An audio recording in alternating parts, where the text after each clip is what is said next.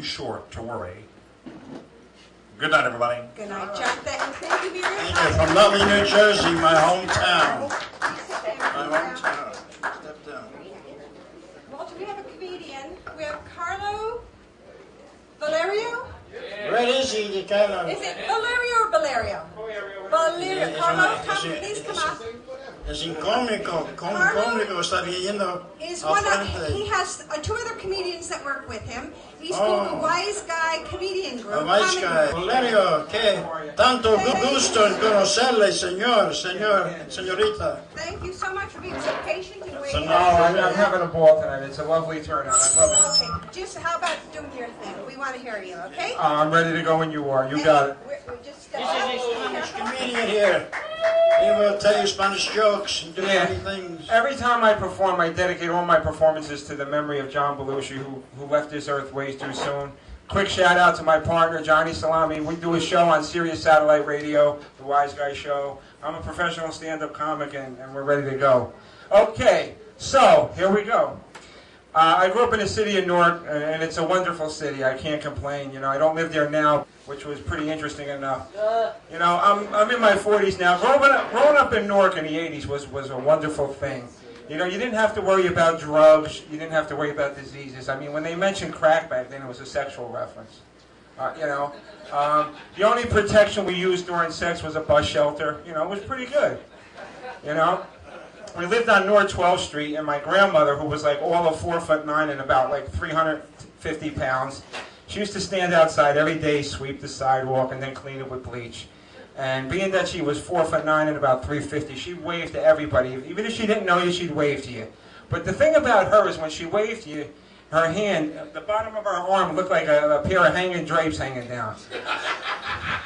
That's not nice. That's the truth, though. It's not nice, but it's the truth. You know, our neighborhood was great. We went to St. Lucy's Church. You know, you'd see Vinny from across the street and Rosie down the block, and, you know, most of the sexual predators in the neighborhood. No offense, Father Joe. But one of the things, I grew up, I became an iron worker, and I was talking to this guy on the job, and we have our daily spackle bucket meetings as, you know, as construction workers. So I was talking to this black fella on the job. And don't, you know, usually when you're a construction worker, you talk about girls and all this other stuff, you know, interesting stuff. So don't ask me how we got on the subject of religion. Don't ask me.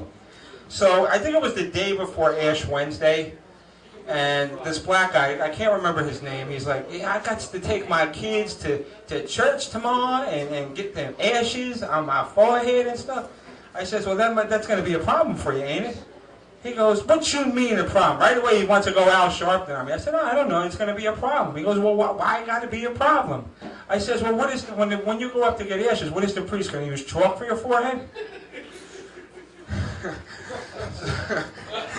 Hey, he looks first. I know, I'm outnumbered tonight, no.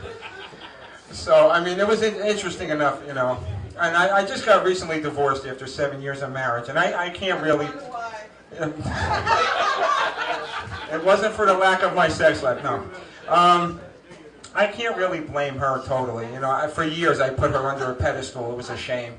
You know, but her spending habits had me devastated. I mean, when I first met her, we started talking. I got on the side. I said, "So what's your favorite position?"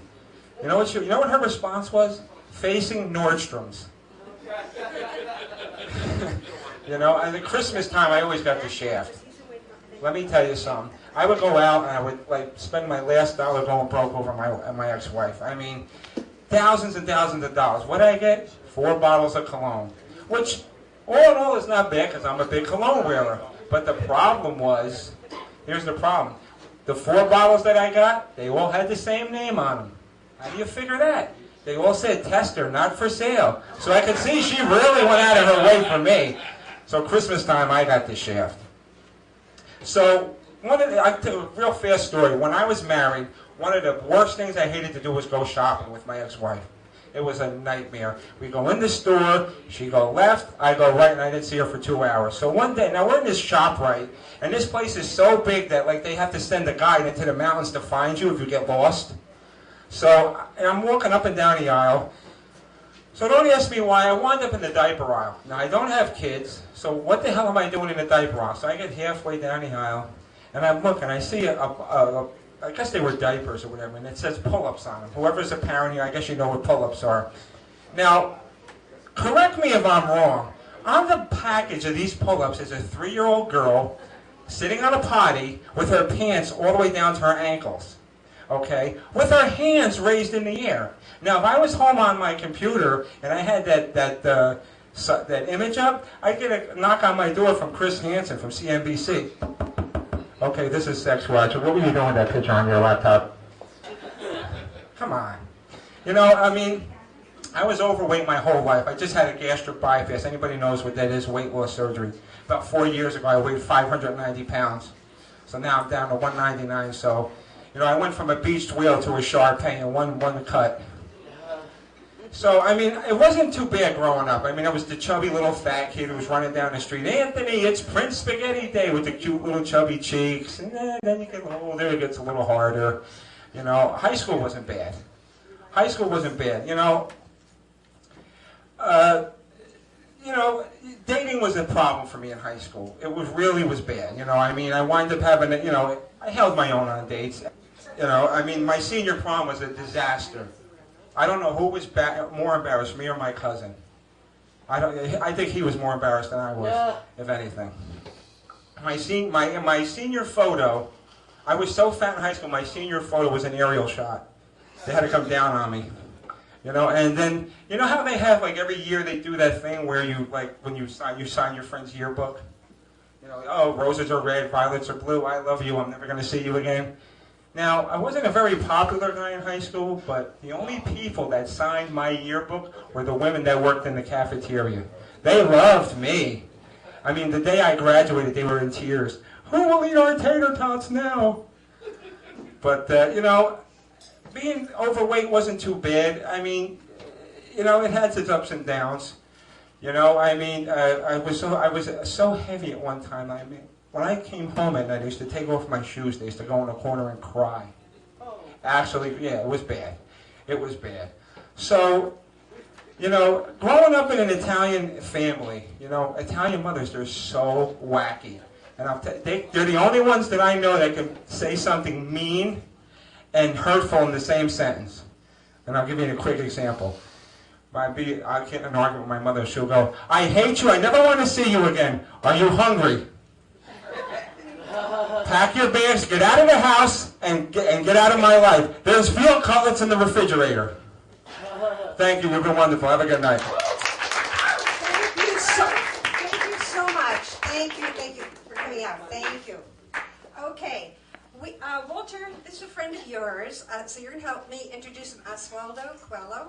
Oswaldo is here. Yes. From Portugal. Oswaldo Coelho. Oh, Ecuador is the same thing. You, Mike. He sent my card someplace in the post office, I believe, or in the phone booth. He sent me a DVD, and he's very good. He's very good. You are going to play piano. Yes. Tell us a little bit about yourself. Well, okay, I'm Oswaldo Coelho. I'm an activities director. An activities director in a senior adult daycare in Patterson. I live in Belleville, and the song that I'm going to play is it's a song that I wrote, and I'm going to play it singing. It's called Merciful. I named it Merciful. Okay, Yeah, go right this over is to good. piano. You're going to play piano and sing at the same time, right? Yes. Give him the Up mic his stand, back. please. He's got the mic stand. Give him, Josephine, work for your money. Do something, Is that, please. Help him out. Dahlia, do I work? Do I work? Yeah, right? you're doing nothing here tonight. You just Okay, is should that be- good? Is that too high, too low? Okay. lower it or raise the piano. Do Right something. I can't go on Okay. like this. Okay. He's a very good person because Well, when I didn't call him back at first, he persisted and called me again. So it shows he's dedicated and he's ambitious and he's very persistent.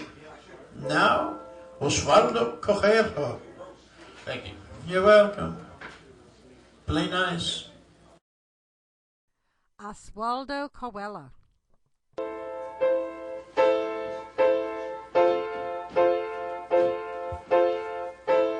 I know I